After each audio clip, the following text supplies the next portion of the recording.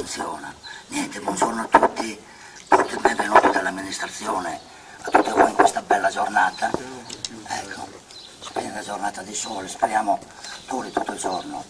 Diceva giustamente Moreno che qui una volta c'era una gran quantità di bestiame, soprattutto di ovini, no?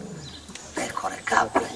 Io ricordo, io stesso insomma, che ogni giorno qui tutte le famiglie liberavano le capre, le pecore, una parte in questa piazza, di sotto in quella di sopra, e ogni famiglia liberava le pecore e una persona per famiglia a turno andava a pascolare.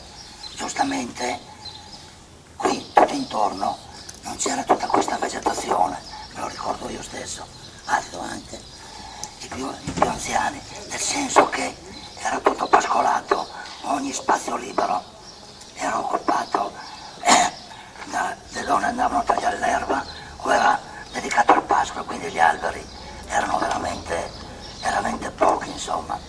Infatti per poter tagliare le legna si dovevano fare dei percorsi lunghissimi verso il resto, perché questa zona era bandita, si chiama attualmente anche il bandit, per dire che non si poteva andare a tagliare. Che dire, fino a 2 o 3 anni fa diciamo che il bestiame è scomparso in Val Tramontina, a Tramonte di Sopra.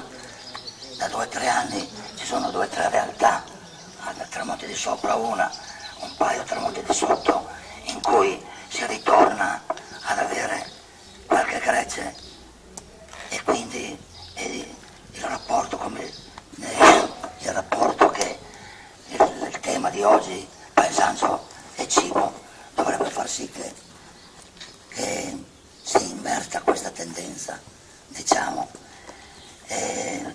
La Proloco già da 40 anni promuove una specialità che era la nostra pittina, che in ogni famiglia una volta si faceva, soprattutto nelle borgate lontane, Brassanei, quelle più lontane, perché con gli ovini d'inverno si macellavano e si faceva questa pittina che era non era un insaccato, era un salume che serviva per la sussistenza per tutto l'inverno.